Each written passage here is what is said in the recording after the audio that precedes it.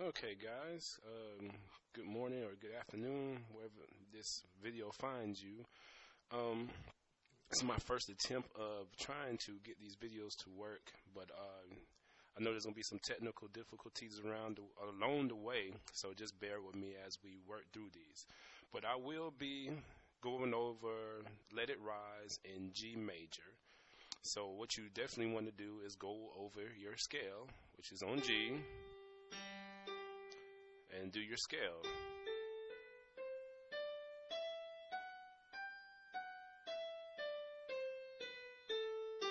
And doing your left hand as well. Don't forget about the left hand.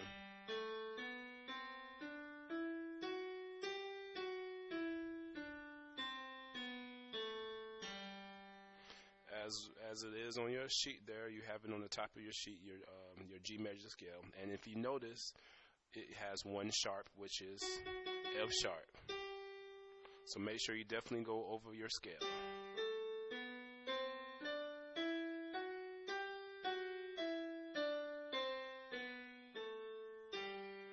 And the fingering is the same as it is in the C major scale, which you should already know. But okay, we're gonna break down each part of the song here for "Let It Rise." So we're gonna start with the verse. The verse itself, let the glory of the Lord rise within us.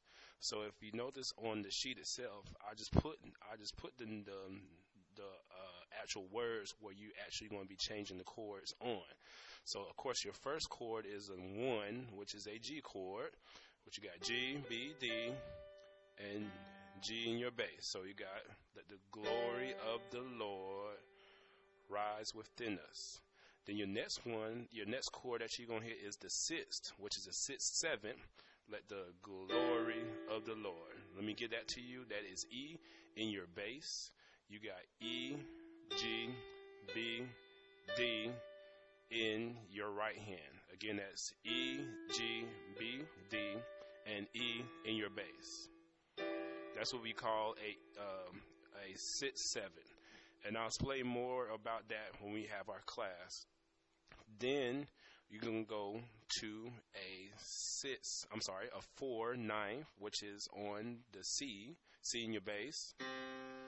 And you got this going on in your right hand. Now the 9th chord is stacked as so: root, 3rd, 5th, 7th, and 9th.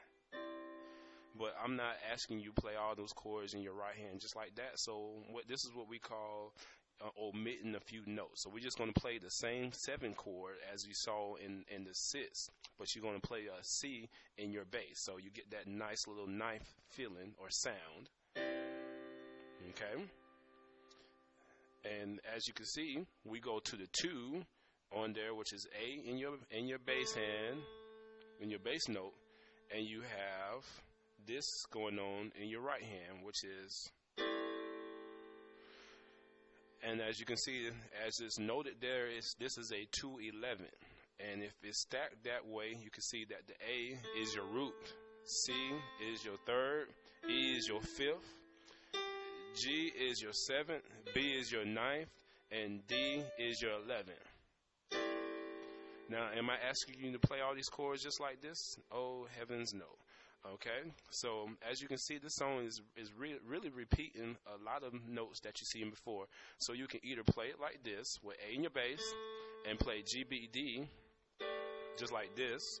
You can add that extra note here, which is E, that same 7th chord, with E in your bass. All right. Then you go to the 5th.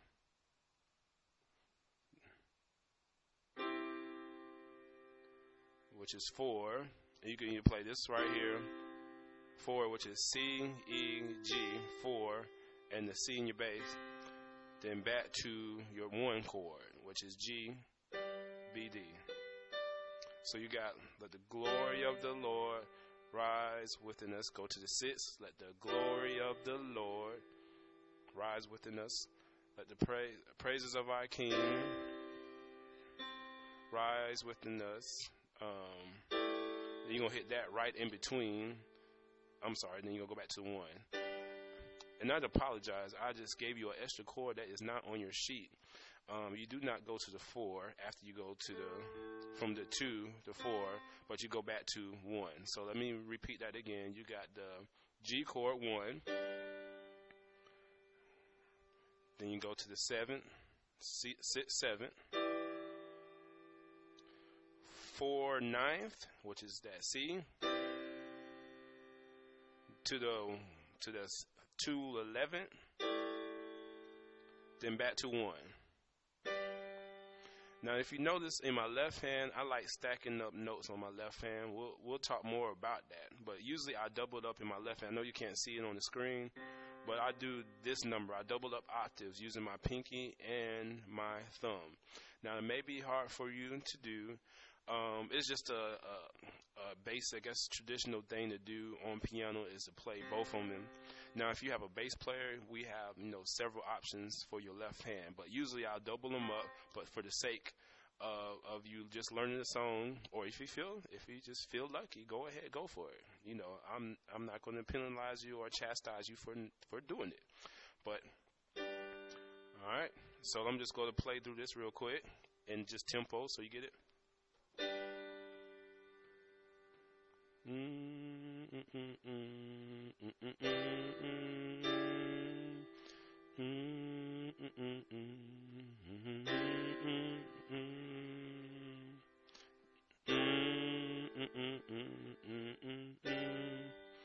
Three.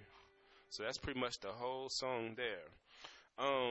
Now, I was telling you all about the intro. Some of you have learned it, and some of y'all may have not learned this little intro. But this is what I do. I usually play along with the melody that the worship leader is singing. So all I'm doing here is I'm doubling up. I'm just playing the G right here on my left. So I'm just playing this nice little melody that starts on B, that's my finger right. If I put my hands in the position over the G, A, B, C, and D, I can play just a B, C, D.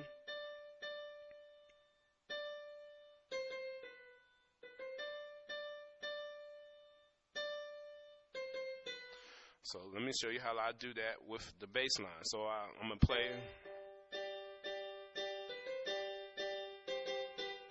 That's the rhythm right there that you have. So you got.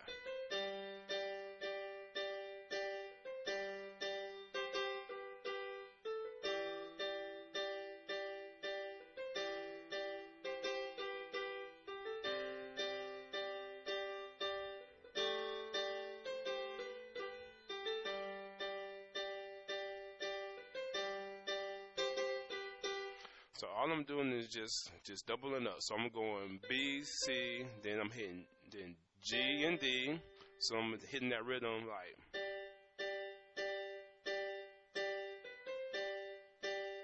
So that part again, I'm gonna play it again. So you're doing B, C, then G and D together, pinky and thumb.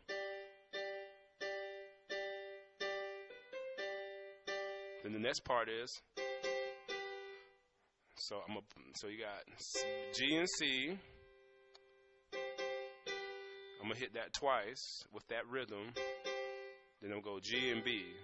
So if you notice, I'm keeping G in the whole rhythm in the song. So I'm just playing in fifths, then I'm playing fourths and thirds. Okay, so.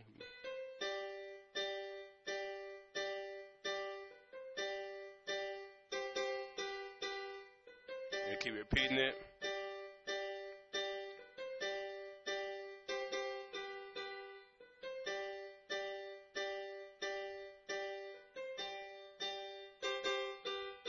So all I'm doing in my left hand is just changing out with the bass line itself. So this is how it sounds. I'm gonna slow it down so you can see what my fingers are doing.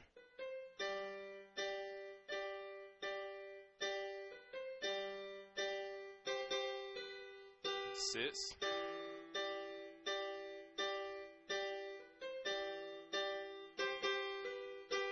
4. 2. Back to 1.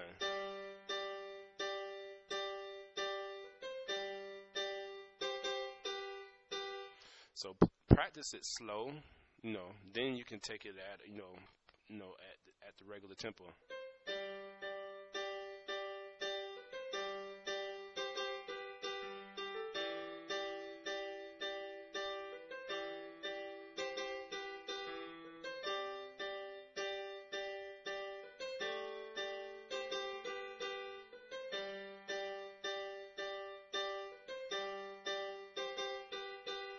All right, so that's the beginning there.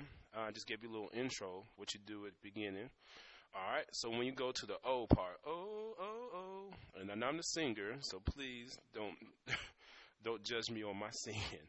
But on the O part, you start on 5, which is D in your bass, all right, and the D chord in your right hand, which will be D, F sharp, and A. So you're doing this, D, F sharp, A, with D in your bass. Then you're going to the 6th, which is E in your bass. Then you got E, G, B in your right hand. Again, that's E in your bass, E, G, B in your right hand. Then you're going to the 4, which is C in the key of G. Go to C, C in your bass. Then you got C, E, G in your right hand. So it should sound like this. 5, 6, 4. I'm going to do that again. So you got 5, 6, 4. So you're doing that with that O part, within rhythm, okay? So you then you go back to the 1. Now here, I don't know if I put on the sheet there, but you can either go, G in your bass, right? You can either do the first inversion of G, which is B, D, G. And remember about your inversions. If you're still struggling with the inversions, please go back to the first lesson we did, and I'll definitely do a video on that as we go along as well on different things that we do. But you go to B, G, and B, D, and G in your bass. Instead of going to way up here to your root position, why don't you just bring it down to first inversion, just like that. So you got O, O, O to the 1. Then you go back to do it again. So you got O. Now, when you get back to the 4 again, this is when it goes back into this is pretty much the build up to the chorus, which is Let It Rise. So you can do, just end on that 4 and just bang it out right there, okay? Also, I just want to show you a little lick or a little trick I do in between this O part. If you listen closely.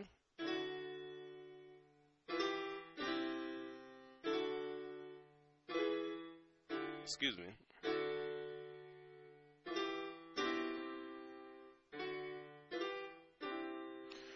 Okay, here in my right hand, the bass hand is not doing nothing different. All I'm doing here in my left hand, I'm doing a little gliss or a little, we can call it a flam or a grace note in the sense. All I'm doing is I'm playing my chord right here. But you see this note in between the D and the F sharp? This is what I'm glissing on, what I'm gracing on, and so I'm like hitting it real quick before I go into the chord itself. So it's like so if I do it quick, gives them a nice little sparkle, little spice to it. Then to the so every note I'm doing in between is the note in between the first 2 notes of the chord. So this so I'm on D, the D chord, so it's the E in the middle that I'm doing. If I go up to the 6th, I'm doing this note right here. Even though it's F sharp, I'm just making it my business. Well, you can do F sharp. Well, actually does sound better if you do F sharp, since we're in key here. Then I'm doing in the note in between the C chord, I'm doing the D. So all I'm doing, this is the little exercise. This is why I really was stressing about the straddle exercise. You remember straddle, outside in? with that straddle exercise, you'll find nice little things in between that you can be doing to get some spice. So if you do that little exercise like the straddle exercise, all I'm doing is press it down. So when you get used to it, it's a nice little exercise, nice little lick you can put in, or a nice little trick you can put in between your chords. Just like that. So anyway, getting back to the song, let it ride. Then we come back to O.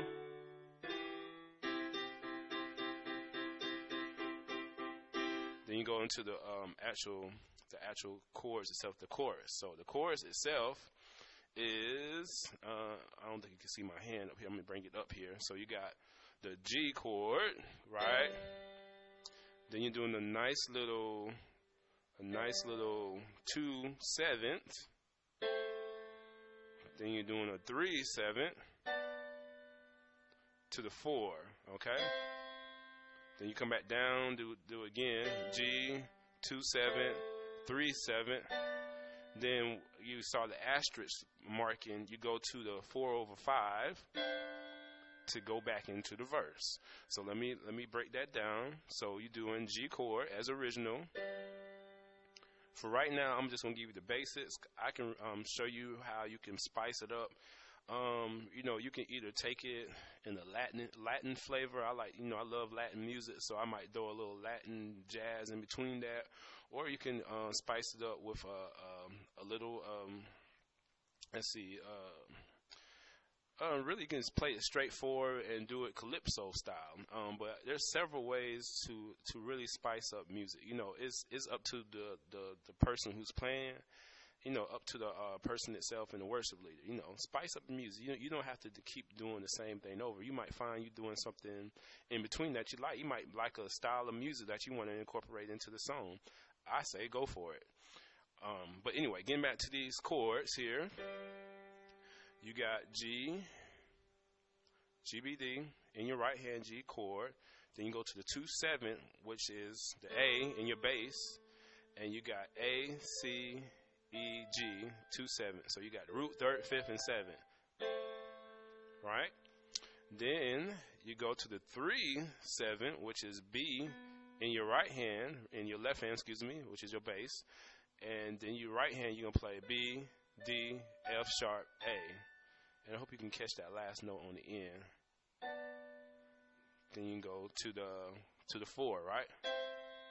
So to the 4, which is C, E, G. I'm sorry. Yeah.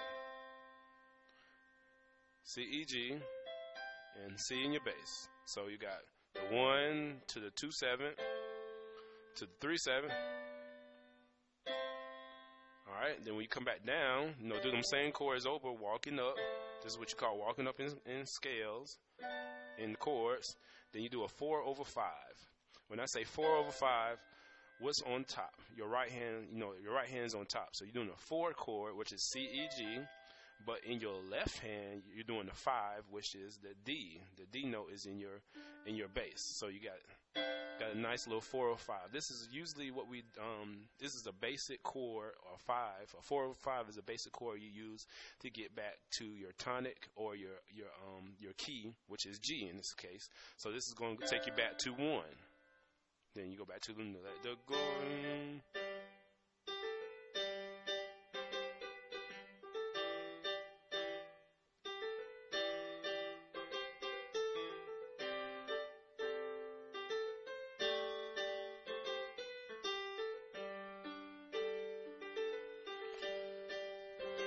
Then you go to O.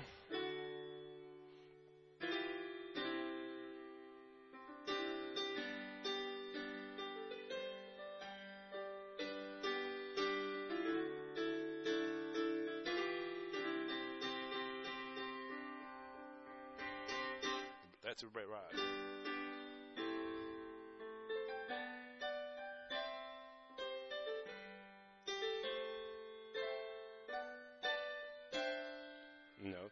Now, Now the actual song, once once the drums and everything kick in, after that you can do the nice rhythm, little rhythm that they have in the song, like let the glory of the Lord rise, let the glory of the Lord. I'm doing the same chords. I'm just doing a.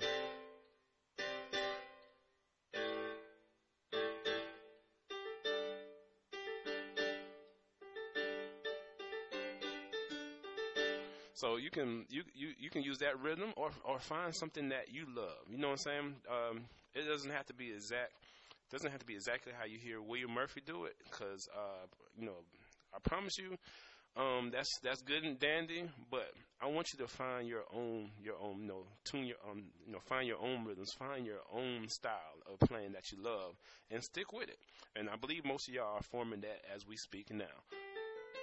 So you can use that, or you can find something else. So, that's what I do most times. Sometimes I might go.